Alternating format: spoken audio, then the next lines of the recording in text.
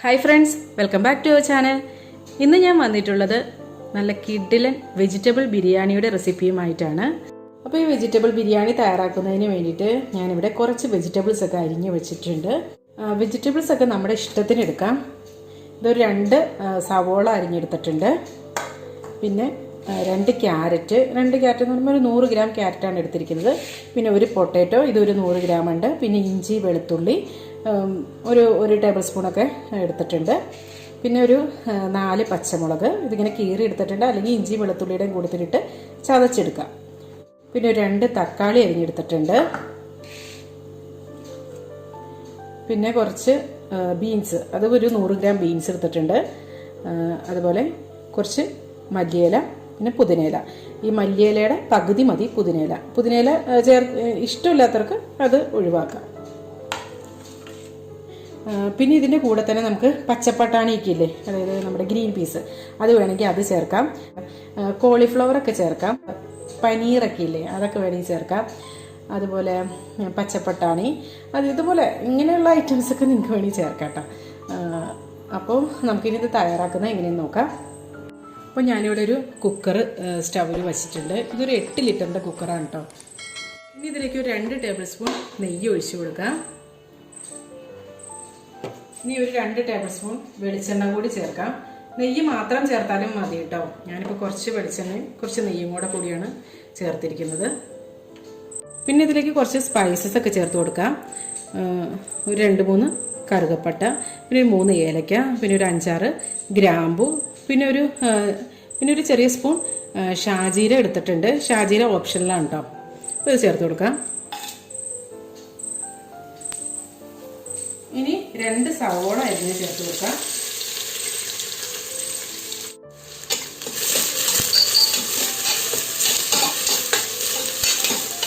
Cabbage ഒക്കെ ചേർക്കണമെങ്കിൽ ഈ സമയത്ത് ചേർത്ത് കൊടുക്കണം കേട്ടോ. അല്ലാതെ നമ്മൾ സാധാ പച്ചക്കറി വേവിക്കുന്നതിൻ്റെ കൂട്ടത്തിലിട്ടല്ല, ഈ സവോളയുടെ കൂട്ടത്തിൽ തന്നെ ഇട്ട് ക്യാബേജ് സവോള അരിയുമ്പോൾ തന്നെ അരിഞ്ഞിട്ട് വേവിച്ചെടുക്കണം. ഇനി ഇതിലേക്ക് നമുക്ക് പച്ചക്കറികളൊക്കെ ചേർത്ത് കൊടുക്കാം.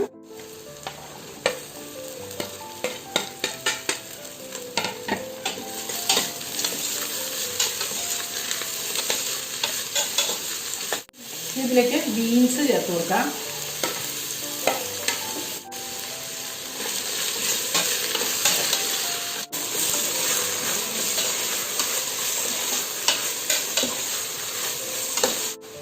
ഒരു ടേബിൾ സ്പൂൺ ബിരിയാണി മസാല. ബിരിയാണി മസാലയ്ക്ക് പകരമായിട്ട് ഒരു അര ടേബിൾ സ്പൂൺ ഗരം മസാല ചേർത്താലും മതി കേട്ടോ. ഇനി ഇതിലേക്ക് ഒരു 1/2 ടീസ്പൂൺ മഞ്ഞൾപ്പൊടി, ആവശ്യത്തിനുള്ള ഉപ്പ്. ഇനി ഇതെല്ലാം കൂടെ നന്നായിട്ട് അങ്ങോട്ട് മിക്സാക്കി എടുക്കാം. നമ്മൾ വേറെ മസാലകളൊന്നും ചേർക്കുന്നില്ല കേട്ടോ. ഇനി ഒരു 2 തക്കാളി ചേർത്ത് കൊടുക്കാം. നന്നായിട്ട് അങ്ങോട്ട് വഴച്ചെടുക്കാം.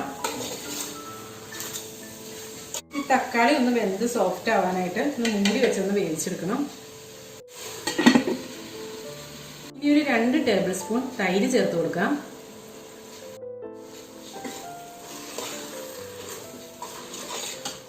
ഇനി ഇതിലേക്ക് അരി ചേർത്ത് കൊടുക്കാം. ഞാനിവിടെ ജീര റൈസാണ് എടുത്തിരിക്കുന്നത്. ഇത് നല്ലപോലെ കഴുകിയതിന് ശേഷം ഒരു 10 മിനിറ്റ് സോക്ക് ചെയ്ത് വെച്ചു. എന്നിട്ടത് ഡ്രെയിൻ ചെയ്തെടുത്തതാണ് കേട്ടോ. അതായത് നല്ലപോലെ കഴുകി വാരി എടുത്തതാണിത്. ഇത് 4 കപ്പ് റൈസാണ് എടുത്തിരിക്കുന്നത്. അരി ഏത് വേണമെങ്കിലും എടുക്കാം. കൈമ റൈസൊക്കെ വേണമെങ്കിൽ അത് എടുക്കാം കേട്ടോ. ഇത് നന്നായിട്ടൊന്ന് മിക്സാക്കി കൊടുക്കാം.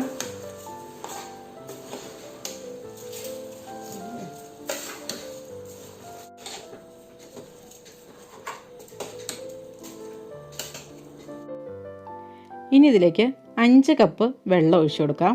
അതായത് 1 കപ്പ് അരിക്ക് 1.25 കപ്പ് വെള്ളം എന്നുള്ള അളവിലാണ് എടുത്തിരിക്കുന്നത്. അപ്പോൾ ഇത് നോർമൽ വാട്ടർ തന്നെയാണ് എടുത്തിരിക്കുന്നത്. ഇനി ഇത് നന്നായിട്ടൊന്ന് മിക്സാക്കി കൊടുക്കാം. ഇനി അതൊക്കെ ഞാൻ മല്ലിയിലയും പുതിനയിലയും ഇട്ട് കൊടുക്കും കേട്ടോ.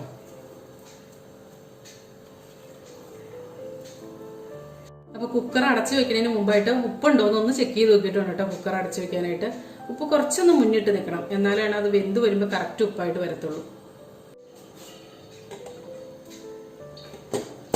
ഈ ബിരിയാണി ഉണ്ടാക്കുമ്പോൾ ശ്രദ്ധിക്കേണ്ട ഒരു കാര്യങ്ങളാണ്, അതായത് ഈ വെള്ളത്തിൻ്റെ അളവും അതുപോലെ ഇത് എത്ര സമയം കുക്ക് ചെയ്തെടുക്കണം എന്നുള്ളത്. അപ്പോൾ ഇനി ഇതൊരു മീഡിയം ഫ്ലെയിമിലിട്ടിട്ട് ഒരു 10 മിനിറ്റ് ഒന്ന് കുക്ക് ചെയ്തെടുക്കാം. അപ്പോൾ ഈ 10 മിനിറ്റിന് മുമ്പായിട്ട് വിസിൽ വരികയാണെങ്കിൽ അപ്പോൾ തന്നെ ഫ്ലെയിം ഓഫ് ചെയ്യാം. ആ ഒരു വിസിൽ മതിയാവും ഈ ബിരിയാണി കുക്കായി വരാനായിട്ട്. എന്നിട്ട് ഒരു 15 മിനിറ്റ് കഴിഞ്ഞതിന് ശേഷം വേണം ഈ മൂടി ഒന്ന് തുറന്ന് നോക്കാനായിട്ട്. ഇപ്പോൾ ഒരു 25 മിനിറ്റ് കഴിഞ്ഞപ്പോൾ, അതായത് 10 മിനിറ്റ് ഇത് കുക്കാവാനും പിന്നെ ഒരു 15 മിനിറ്റ് ഇത് റെസ്റ്റ് ചെയ്യാനായിട്ട് അങ്ങനെ വച്ച് വെച്ചു. അപ്പോൾ 25 മിനിറ്റ് കഴിഞ്ഞപ്പോൾ ഞാനിത് ഓപ്പൺ ചെയ്ത് നോക്കി. ഇത് നന്നായിട്ട് വെന്തിട്ടുണ്ട്. ഒരു ഫോർക്ക് ഉപയോഗിച്ച് ഇങ്ങനെ ഒന്ന് ആക്കി കൊടുത്താൽ മതി. അപ്പോൾ നമ്മളിങ്ങനെ ഇളക്കിയിടുമ്പോൾ ചിലപ്പോൾ നമുക്ക് വേവ് കൂടിപ്പോയോ എന്നൊക്കെ തോന്നും. പക്ഷേ ഫോർക്ക് ഉപയോഗിച്ച് ഇങ്ങനെ ഇളക്കി വരുമ്പോൾ ഒരു പ്രശ്നമില്ല കേട്ടോ. പിന്നെ നല്ല പെർഫെക്റ്റായിട്ട് തന്നെയാണ് വെന്ത് വന്നിട്ടുള്ളത്. ഒട്ടും കൂടിയിട്ടുമില്ല കുറഞ്ഞിട്ടുമില്ല, നല്ല കറക്റ്റായിട്ട് തന്നെ വന്നിട്ടുണ്ട്. നല്ല ടേസ്റ്റ് ഉണ്ട് കേട്ടോ. എന്ന് വെച്ചാൽ ഉപ്പും എരിവും ഒക്കെ കറക്റ്റ് തന്നെയാണ്. അപ്പോൾ ഇനി ഇതിൻ്റെ മുകളിലായിട്ട് നമുക്ക് കുറച്ച് കാഷ്നട്ടും റൈസിൻസൊക്കെ നെയ്യിൽ വറുത്ത് കോരിതിട്ട് കൊടുക്കാം. അപ്പോൾ ഞാൻ ആ വറുത്തെടുത്ത നെയ്യും കൂടെ ഇതിൻ്റെ മുകളിലൊന്ന് ഒഴിച്ചു കൊടുക്കും കേട്ടോ. പിന്നെ ഒരു മല്ലിയിലയും പുതിനയിലയൊക്കെ ഇട്ട് കൊടുത്തിട്ടുണ്ട്. അപ്പോൾ അങ്ങനെ നല്ല ടേസ്റ്റി ആയിട്ടുള്ള വെജിറ്റബിൾ ബിരിയാണി റെഡി ആയിട്ടുണ്ട്. വളരെ പെട്ടെന്ന് ഉണ്ടാക്കിയെടുക്കാൻ പറ്റുന്ന നല്ല ടേസ്റ്റി ആയിട്ടുള്ളൊരു ബിരിയാണിയാണ്. അപ്പോൾ ഇതെല്ലാവരും ഒന്ന് ട്രൈ ചെയ്ത് നോക്കാം കേട്ടോ. അപ്പോൾ നല്ലൊരു റെസിപ്പിയുമായി വീണ്ടും കാണാം. എല്ലാവർക്കും നല്ലൊരു ദിവസം ആശംസിക്കുന്നു. Thank you for watching Aisha's creations.